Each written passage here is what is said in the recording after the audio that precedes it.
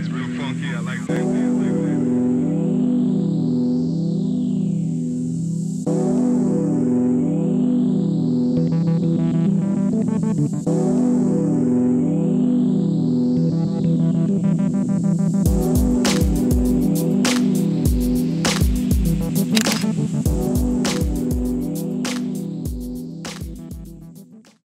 Right, so we got the image now open in Lightroom. It's not a fantastically exciting picture, but it does have a lot of potential because we've got areas of high contrast, we've got lots of light areas, lots of dark, we've got cast shadows, we've got lots of texture in the image.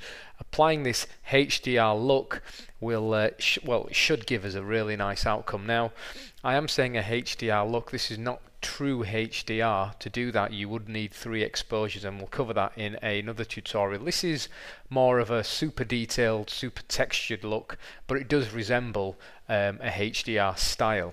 So the first thing I'm going to do is I'm going to increase my recovery and my fill light to 100, and that automatically creates quite a dramatic change. If we look here in the shadows, we couldn't see any of that detail because it was lost because the area was extremely dark. However, because we've shot in RAW, the information is actually still there, and by increasing the fill light, all this wonderful texture has come out in the shadows.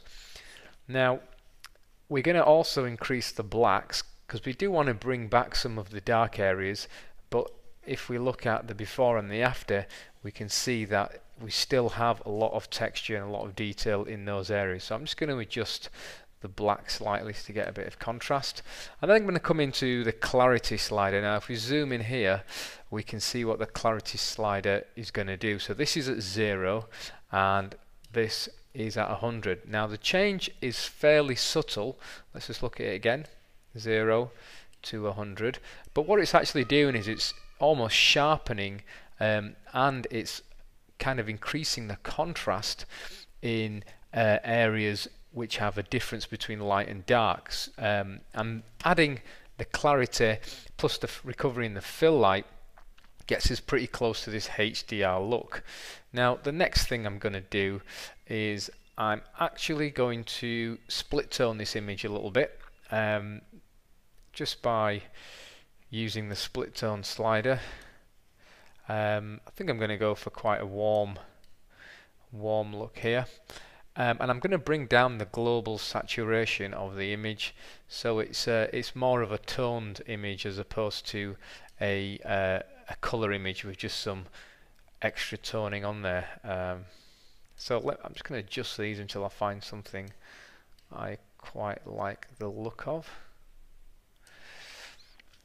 I'm going to come back here into the blacks, and I think I might just bring the overall exposure down a little bit. It's starting to look better.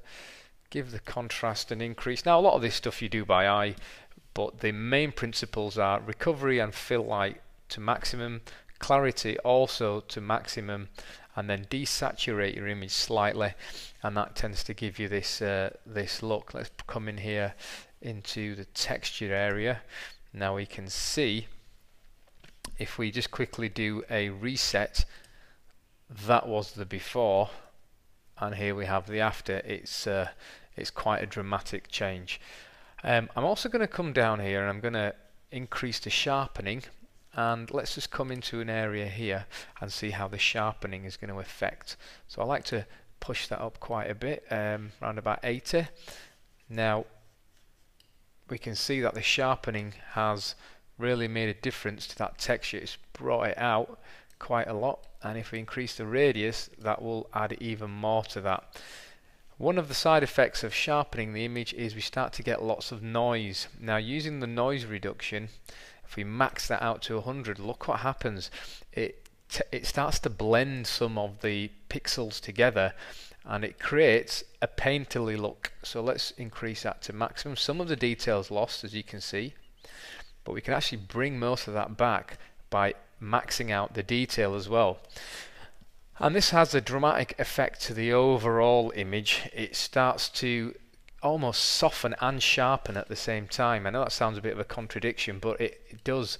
Let's come here into this area here, especially if we look let's see, zoom in a little bit more. Oh, let's move across here. This is with the noise reduction on, this is with the noise reduction off. We'll bring this up slowly. It kind of gives it a painterly look, and that's quite a nice effect. That works fairly good. So we've got noise reduction up, detail up, we've increased the sharpening, and we've also increased the clarity, recovery, and the fill light. Now, it's not complete yet. I still want to add a little bit more of a drama to this picture, so I'm going to use the graduate filter. And at the moment all the settings are 0, so when I apply this filter no change will happen. But my idea is to kind of almost frame this hammock a little bit more by simply adjusting the exposure. And I'm going to create another one just by clicking twice. I'll do this on the opposite side. Essentially we are framing the image using exposure, like so, and that's kind of given the image a little bit more drama. I really do quite like that. And we'll click that off there.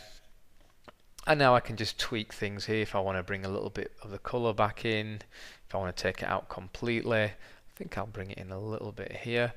I can also adjust the temperature slider if I want to cool down the image somewhat, or bring it the other way if I want to warm the image up. Quite happy with that. I think I'll just throw a little bit more saturation in there, and I'm just going to tweak the blacks just a little bit more because I really do like my high contrast look. And yeah, that's come out pretty nice. Now we could be finished there.